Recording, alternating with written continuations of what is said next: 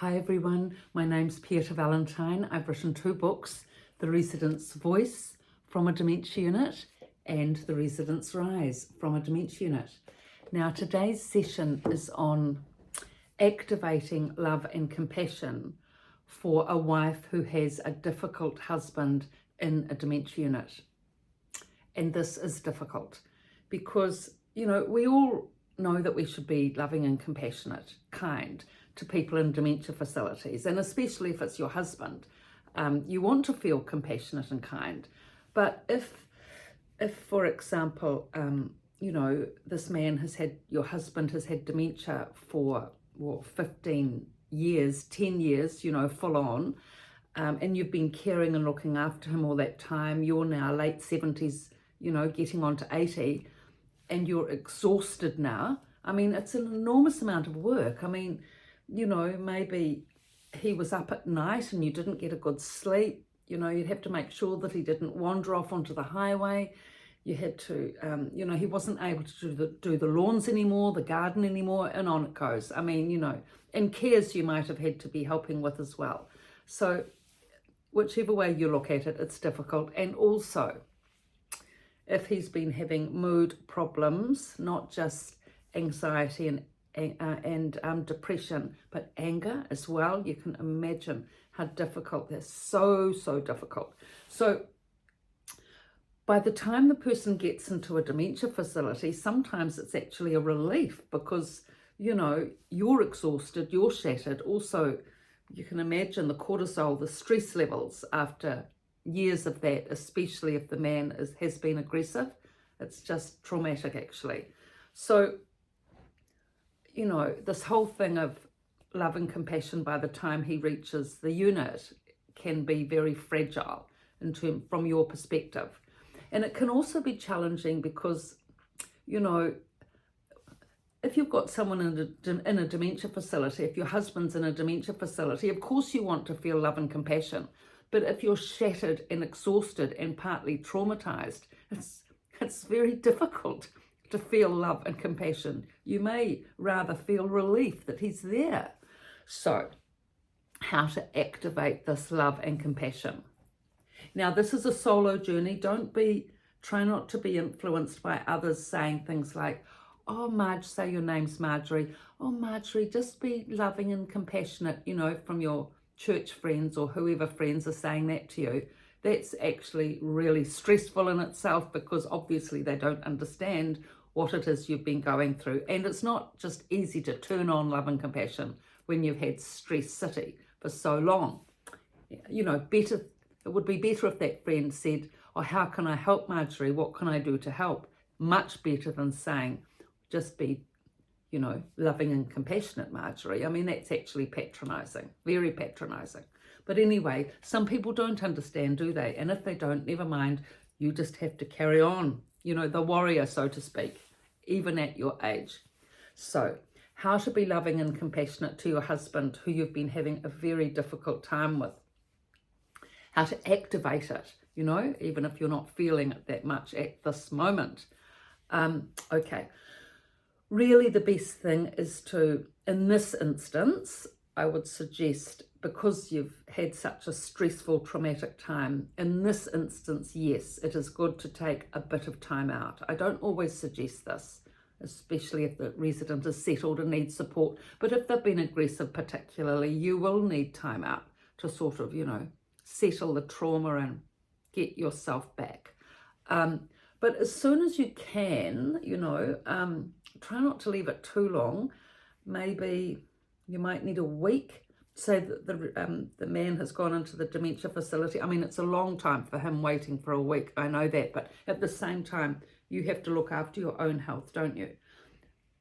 Maybe you can that's a good idea. Maybe you can get a son, a daughter, a friend of your husband's, good idea. Get them to go in for the first week, let them pick up the reins a bit and give you a break. Good, supportive, understanding friends and family will do that, especially at the beginning. It's always easy to get people to come and visit at the beginning of this journey of people being institutionalized with dementia. So get them to go in. You have a week's break.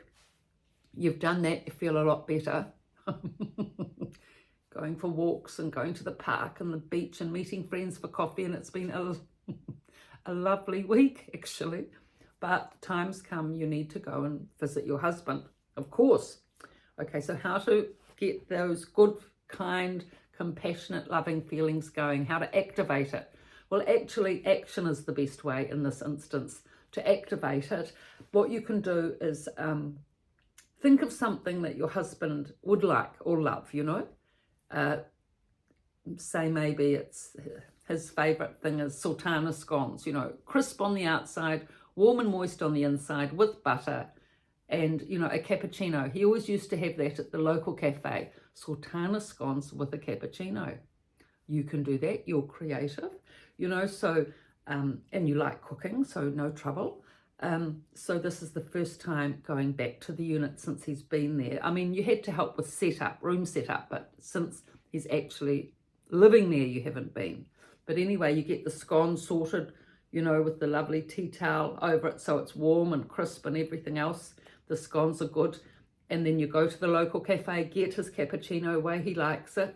Or the, you know, you go into the unit, bit tentative, but anyway, with your, you know, carry bag of scones and cappuccino. There he is sitting in the kitchen, you know, and of course you might feel remorse, you haven't been for a week and all the rest of it, but just try and be practical, just be practical. You know, there he is, that's fine. You go over just as, you know, normal, try and be as normal as you can, you know, greet, you know, this how you would normally greet him, loving and kindly and all the rest of it. And then the activity of the scones and the cappuccino and buttering and all the rest of it. This will fill the space of silence if there's going to be silence. It's something loving that you've done. He'll recognise that you've made the effort to bring this in for him because it's his favourite after all. And the coffee is his favourite as well. So he'll be generating good feelings because of that. You'll feel good because you've done it. It's a means of communication and focus once again. You can both enjoy the scones and coffee and then you can start to talk quietly, observing everything around. Probably not to mention the last week too much. He's had visitors, you know, he's been supported. 3 people have come in, so, you know, that's okay. But from then on, you start to develop, you know, the routine and the settling in phase and, you know, the observation of the staff and getting to know the staff and getting to know the residents and the whole thing of being part of the dementia community. And actually, if having brought in the scones, this is actually a good way to develop love and compassion for the other residents as well, because chances are they'll smell the scones or see the scones and you brought in a little tray of them, a little basket with a red and white checked cloth and it's looking all beautiful. So of course other residents will come and want to sit down and have some scones as well, won't they?